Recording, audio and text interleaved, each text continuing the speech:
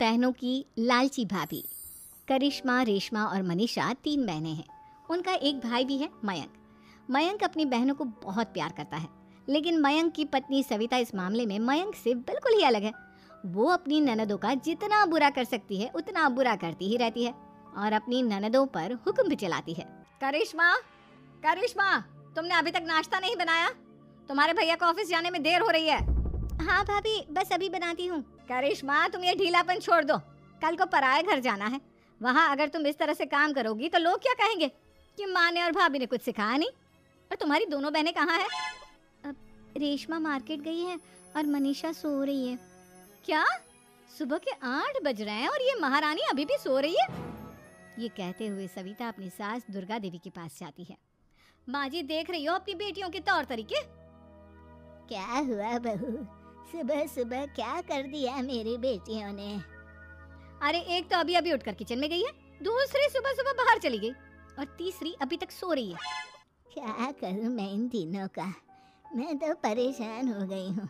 जाकर उठा उसे और रेशमा से मैं बात करती हूँ। सविता सीधा मनीषा के कमरे में जाती है और उससे कहती है, महारानी जल्दी उठो, सूरज सर पर आ गया है। भाभी थोड़ी देर और सोने दो ना, मैं रात को लेट सोई थी।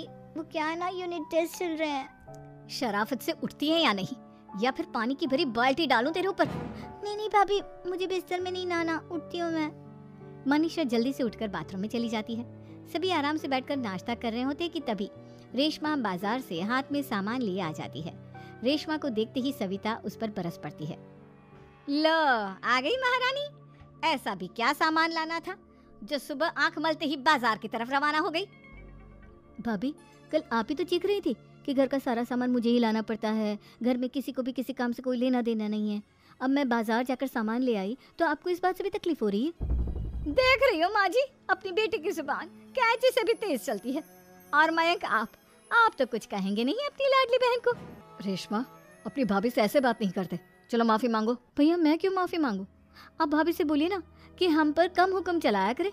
हम इस घर की बेटियां हैं और आपकी पत्नी की ननद है, नौकरानी नहीं। लो कर लो बात। इनकी भलाई के लिए कुछ भी बोलो तो इन्हें बुरा लग जाता है। इस घर में यही इज्जत है मेरी। देख लो माँ जी, आपकी बेटी किस लहजे में मुझसे बात कर रही है। सविता वहाँ से चली जाती है। मयंक को बहुत गुस्सा आता है, वो भी वहाँ से चला जाता है। फिर करिश्मा रेशमा को समझाती है, रेशमा, तुम्हें भाभी से माफी मांग लेनी चाहिए थी ना। लेकिन दीदी, मैंने कुछ किया ही नहीं तो मैं माफी क्यों मांगू? हाँ करिश्मा दीदी, रेशमा दीदी जैसे ही घर में आई भाभी ही उन पर चिल्ला रही थी। हाँ, मैं मानती हूँ कि गलती भाभी की थी। मैं तो इसलिए बोल रही हूँ कि भाभी ने माँ को तो पूरी तरह अपने वश में कर लिया है। वो हमारी बात सुनती ही नहीं। मयंक भैया हमारे लिए हमेशा खड़े रहते हैं, इसलिए उनकी बात का मान तो तुम्हें रखना चाहिए था ना। कोई फायदा नहीं दीदी, कुछ दिनों की बात और है, भाभी उन्हें भी हमारे खिलाफ भड़का देंगी। फिर वो भी माँ की तरह हमारी किसी बात का विश्वास नहीं करेंगे। इसी तरह सविता अपनी तीनों ननदों को किसी न किसी बात पर परेशान करती रहती थी। एक दिन मयंक अपनी तीनों बहनों के लिए गिफ्ट लाया। करिश्मा, ये तुम्हारे लिए हार का सेट। रेशमा, तुम्हारे लिए सुंदर सी ड्रेस। और मनीषा, तुम्हें किताबें पसंद है ना, तुम्हारे लिए किताबें लाया हूँ। थैंक यू भैया। थैंक यू भैया। थैंक यू भैया। करिश्मा, तुम्हारा नेकलेस कितना सुंदर है, ये भैया कहाँ से ले आए होंगे? मैंने भैया को 3 दिन पहले फोन पर ये डिजाइन दिखाया था और आज भैया ये ले आए। सविता तो अपनी ननदों के गिफ्ट्स देखकर जल गई और करिश्मा का नेकलेस तो उसे भी बहुत पसंद आया था। अपनी बहनों के लिए कितना अच्छा नेकलेस लेकर आए हैं, मुझे कभी कोई गिफ्ट नहीं दिया। मैं आज ही ये हार चुरा लूंगी। रात में सविता करिश्मा का हार चुरा लेती है और इसी तरह उसे अपनी ननदों की जो भी चीज़ अच्छी लगती वो उसे मांगती नहीं, बल्कि रात के अंधेरे में चुरा लेती।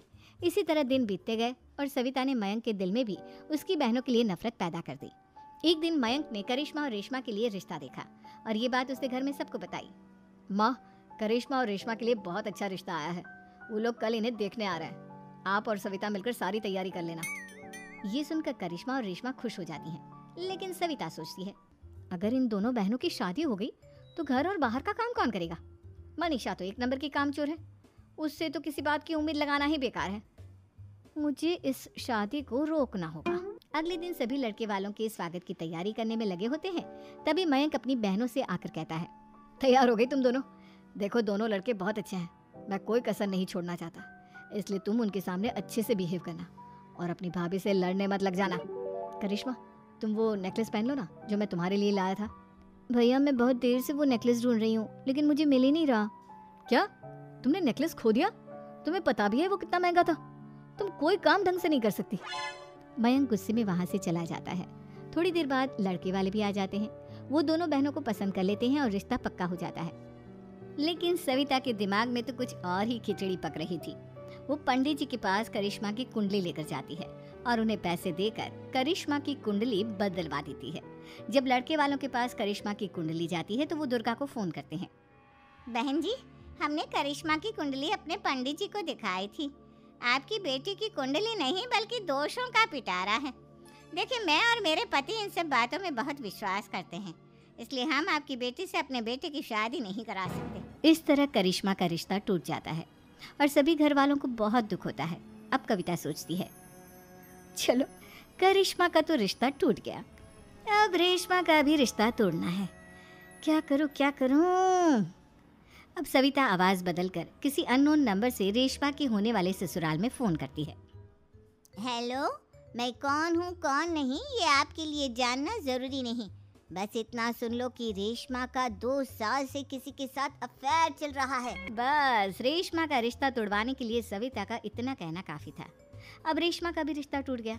मयंक और दुर्गा देवी ने रेशमा को खूब खरी खोटी सुनाई और उससे बार बार उस लड़के के बारे में पूछने लगे। आप दोनों मुझे क्यों परेशान कर रहे हो? अरे कोई लड़का होगा मेरी लाइफ में तो मैं बताऊंगी ना। जब कोई है ही नहीं तो कहाँ से लाऊं मैं कोई लड़का? तो तेरे होने वाले ससुराल वालों को फोन किसने किया था?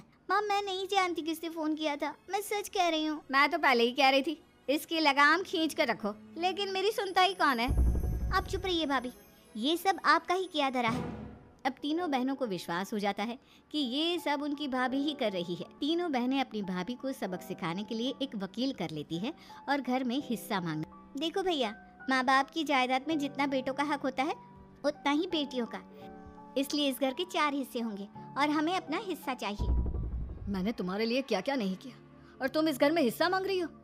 भैया, आप और माँ हम बहनों की कोई बात नहीं सुनते हो और भाभी हमारी शादी नहीं होने देगी क्योंकि उन्हें लगता है कि आप हमारी शादी में ज्यादा पैसा लगाओगे और उन्हें हम जैसी फ्री की नौकरानी कहाँ मिलेगी। तो हम भाभी के साथ तो रह नहीं सकते, हम बहनों को अपना हिस्सा चाहिए। अरे तुम्हें शर्म आनी चाहिए अपनी भाभी पर ऐसा इल्जाम लगाते हुए। वो तुम्हारे बारे में कितना सोचती है। हाँ माँ, भाभी हमारे बारे में बहुत सोचती है। दिन रात बस यही सोचती रहती है कि किस तरह से अपनी तीनों ननदों को परेशान करूं और कभी मुझे पढ़ने भी नहीं देती। दोनों बहनों का रिश्ता भी तो इन्होंने ही तोड़वाया है और रात में हमारे कमरे में आकर हमारी चीजें भी चुराती हैं। इसी तरह सविता की तीनों ननदें अपनी बात पर अड़ी रही। अब कोर्ट में तारीख भी शुरू हो गई। जब सविता को लगा कि उसकी तीनों ननद इतनी आसानी से नहीं मानने वाली तो उसने अपने पति और सास को सारी सच्चाई बता दी और अपनी तीनों ननद से माफी मांगी। मयंक और दुर्गा को भी अपनी गलती का एहसास हो गया। अब सविता खुद करिश्मा और रेशमा के लिए अच्छा रिश्ता ढूंढ